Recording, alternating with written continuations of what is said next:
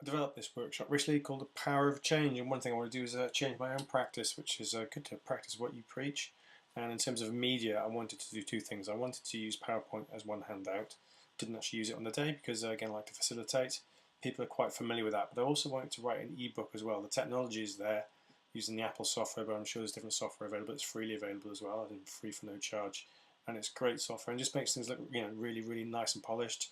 Images that you can use. This is a stock image you're about to see here, and a bit of text. And the idea really is behind this is a rational approach to learning. Might want to take away that slide deck. That's absolutely fine. But some people might want that more intuitive storyline as well. So that's the idea behind having both really. And I say to groups, you can have both resources.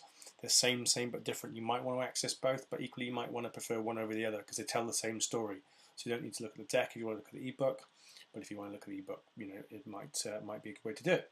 So just a quick look at how it goes through. This has got 4 different chapters. The first one is called Tricks of the Trade.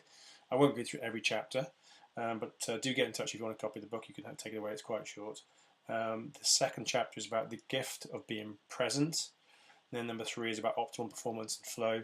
And finally, chapter 4 is about no more trick questions. And it's nice to be able to do that because actually chapter 4 links to the idea of tricks that we're going to see in chapter 1, which you can't really convey in a PowerPoint story in the same way. So the narrative allows that to come through. So it's a bit more of a storyline and a bit more subtleties and reveals innovation and creativity going forward. So this chapter 1 is going to show you the 4 areas it looks at. Talks about a question. So we talk about what have you achieved in the past, what do you want to achieve in the future. And actually it is a trick question, because change doesn't happen in the past, the future happens in the present moment. So this is just a nice way of looking at it. So that's one thing we introduce. Then we look at the inconvenient truth, or the reassuring lie. If you can see the image there, when it's do fear that change, and actually we prefer that inconvenient truth versus that reassuring lie, because people sign up and queue up. Reassuring lie, yeah, head in the sand stuff. But when we deal with change, it's about being true to yourself, and sometimes that's quite inconvenient, isn't it? Number 3, just think about this kind of idea of out of the window thinking, just time really to not so much out of the box because you're still within the box, into the out of the box thinking that is, but just to daydream, notice, talk to people, and just notice those things that pop into your mind. Often when you're being at your best is when you start to release that pressure from a day. So sometimes people get those ideas when they're driving, on the commute, on the shower, a cup of tea, looking out the window, and just think about how you can apply new things to your thinking. And finally, whilst we're saying all this as well, we do need a bit of stability. So that agility needs stability. So it's a bit like your smartphone, really.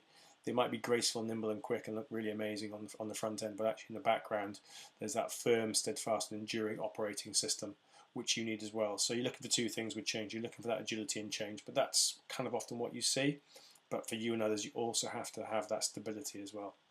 So that's given you a quick flavour. There's 3 chapters come through as well. Talked about the gift of pressure, flow, and no more trick questions. But do email me if you want a copy of this. Hopefully it's just giving you ideas. And again, if changes in your thing, that's not a problem.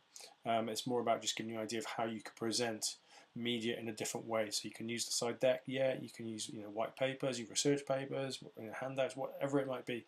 But equally, the ebooks really needs to come in because it is such an emerging technology. It's so easy to put together. It does it all for you. Your work will look amazing. All you need is a bit of text, choose some images, and you're away to go.